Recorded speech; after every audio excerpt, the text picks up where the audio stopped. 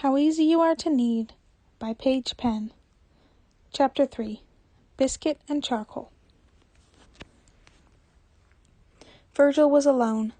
This used to be the norm, but he had grown used to having his humans around, and now he was lonely without them. He didn't even stay in the house. It felt strange to be the only living thing in there. The others had gone into town a few days ago to trade vegetables from Patton's garden and meat Roman had hunted for other things they needed. Virgil had no desire to be among that many humans, especially so soon after the full moon, so he stayed behind. Finally, though, they returned.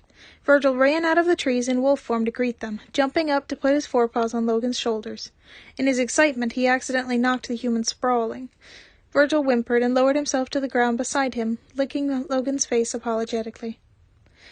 Logan awkwardly patted Virgil's ruff, and Virgil pulled back so he could get up. Good to see you, too, Logan said, sitting up and wiping his face with his arm. Hi, Virgil, Patton said cheerfully. Virgil turned to him, and Patton added quickly, No kissies right now. I've got a delicate parcel. Lucky Logan was just carrying the cloth, Roman said with a laugh. He'd tensed on seeing a large wolf rush at them, even putting his hand on his sword briefly, but he'd relaxed again as soon as he recognized Virgil. Let us get everything into the house, and then we can greet you properly, Logan said. So Virgil followed his humans into the house, bouncing happily around them. He stuck his nose into Roman's side, curious about all the new scents that clung to him, and the swordsman jolted. Virgil! Inside, they unloaded their packs. Logan had several lengths of cloth in various colors and weights. Roman carried new dishes and tools, and Patton had a packet of spices that smelled very strange and interesting.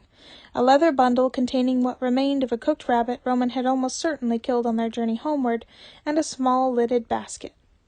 Patton sat on the couch and grinned at Virgil, holding the basket carefully on his lap. You might want to shift to see this, he said in an ear whisper. Virgil wondered why, but he did as Patton suggested and changed forms. Curiously, he sat on the couch next to Patton, watching as Patton lifted away the lid of the basket. Inside was something made of fur. Black and white and brown fur, though mostly black and white. Patton grinned, reaching into the basket. Hold out your hands, he said. Virgil did. Patton picked up the thing in the basket. Wait, no, there were two. One all black, and the other mostly white with bits of black and brown, and Patton picked up the latter and set it in Virgil's hands. It was small and warm, and as Virgil watched it moved, opening two tiny eyes, and turned out to be an absolutely bitty kitten. For several seconds, Virgil and the kitten stared into each other's eyes. Then the kitten mewed. You brought a cat home with you? Virgil asked, still staring at it in surprise. 2 cats, Patton answered happily, picking up the black bundle of fur. That was a kitten as well. Our friend's cat had kittens, and they needed a home. They're already weaned. Oh. That didn't fully answer why Patton had brought the cats home with him, but this particular human definitely seemed to have a soft spot for dangerous furry strays, and that might be all the explanation Virgil was likely to get. The kitten in Virgil's hands mewed again, and this time her sister joined in. I think they're hungry, Virgil said, holding out the little cat towards Patton again. Instead of taking her, however, he opened the bundle of rabbit meat, handing Virgil a small piece. Patton took another piece and fed it to the black kitten. The calico in Virgil's hand mewed demandingly, and he quickly gave her the scrap Patton had handed him. It was several minutes and most of the meat to satisfy the kitten's hunger. While Patton and Virgil fed them, the other 2 humans put the rest of their purchases away. Finally, the kittens were full, and Patton set the one he held back into the basket. Relieved, Virgil did the same with the calico. The kittens settled down on the cloth base of the basket and were soon asleep, nestled together again. Patton cooed adoringly down at them. Then he set the basket on the floor next to the couch and flopped into Virgil's lap. I missed you, he said. I missed you too, Virgil said, leaning over Patton to give him a kiss, a human kiss, not a wolf one, on the nose.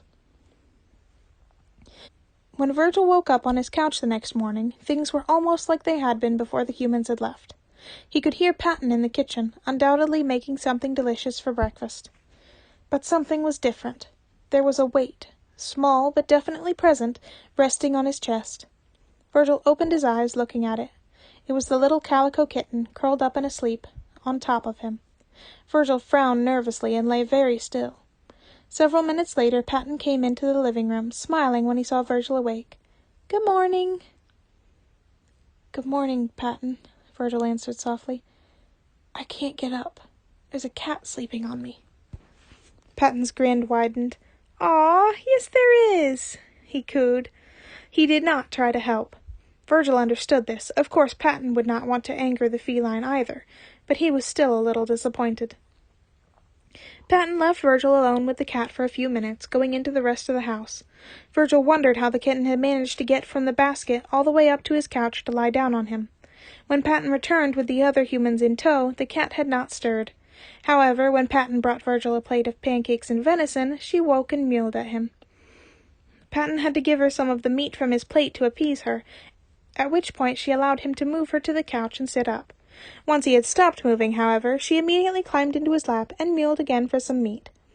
Twice more during the meal the kitten demanded a piece of meat from Virgil, and he gave it to her. Patton, meanwhile, gave a portion of meat to the black kitten, who had remained in the basket and seemed much calmer than the calico.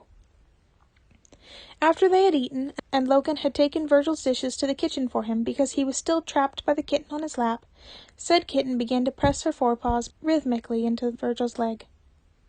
"Patton?" Virgil asked, keeping his eyes on the cat. Patton hummed inquisitively. "What's she doing?" Patton gasped. "Making biscuits!" Virgil grew alarmed. "She intends to eat my leg? Had he not given her enough of his breakfast?" "No, no," Patton assured him, and Virgil calmed slightly. "She's just getting comfy. But it looks like kneading dough for biscuits, doesn't it?" Sure enough, after kneading his leg for a few minutes, the kitten curled up and went back to sleep. Apparently, Virgil was going to be stuck on the couch for a while longer. Over the next few days, it became clear that the calico kitten, dubbed Biscuit by Patton, had claimed Virgil as her own. Every night the kittens were put to bed in their basket, but every morning, without fail, Virgil woke to find a tiny ball of white, black, and brown fur on his chest. She trailed after him whenever he was in the house, and if he outpaced her, which he could easily do, as she was very tiny and he was not, she mewed for him to come back. To keep the peace, Virgil started to carry her around with him, and she quickly decided that his left shoulder was hers as well. This left his hands free, but also put her claws and teeth, though tiny, close enough to Virgil's throat to make him nervous. The other kitten was given the name Charcoal, or simply Coal for short, and she was indeed milder than her sister. She followed everyone around somewhat, but not as insistently as Biscuit, and did not climb into laps. Although both kittens would accept food from any of the 4 pack-mates, Biscuit also demanded at each meal that Virgil share a portion from his plate with her. He did, of course, but only the meat, since cats were obligate carnivores. Virgil wondered at first how the cats would react the first time they saw him in wolf form, and for a few weeks he did not shift. But soon the full moon approached again, and Virgil began to grow restless in his human skin. He knew he couldn't hold back a shift much longer. Laying on the floor to avoid unnecessarily stressing his bones, Virgil allowed his form to change. In moments he was a wolf again. There was about 2 seconds of silence before Virgil heard a confused mew. He turned his head to see Biscuit staring at him. Virgil blinked slowly at the cat, and she toddled closer, sniffing at his face. After a few moments, she seemed satisfied that this was still Virgil, and she climbed up his side, kneaded his back for a few moments, and then settled down again between his shoulder blades. Virgil wasn't sure what to do, but he knew better than to make Biscuit move. He laid his head on his forepaws, getting comfortable. A few minutes later, Patton passed by. "Oh," he called from the doorway, "you didn't tell me it was going to be a wolfy night. I'll get the blankets." With that, Patton disappeared again, but only for a few minutes. He soon reappeared with an armload of quilts and began to arrange them on the floor next to Virgil. It appeared to be a blanket nest day rather than a blanket fort day, because Patton didn't drag any other furniture over to support the blankets, instead simply piling them in the big, comfortable nest. Finally, Patton finished, and Virgil, moving carefully so as not to dislodge Biscuit, climbed into the nest with him. Patton threw his arms around Virgil's neck, and Virgil gently knocked him onto his back, laying down with his head on top of Patton's chest and one foreleg across Patton's stomach. Patton giggled, running his fingers through Virgil's fur. "Good night, Virgil," he said. "I love you." Virgil licked Patton's face. "I love you too." This is the end of How Easy You Are to Knead by PaigePenn, a story inspired by How Easy You Are to Knead by Delimeful. There will be a link to the fic in the description, as well as a link to my Tumblr and the authors. Thanks for listening.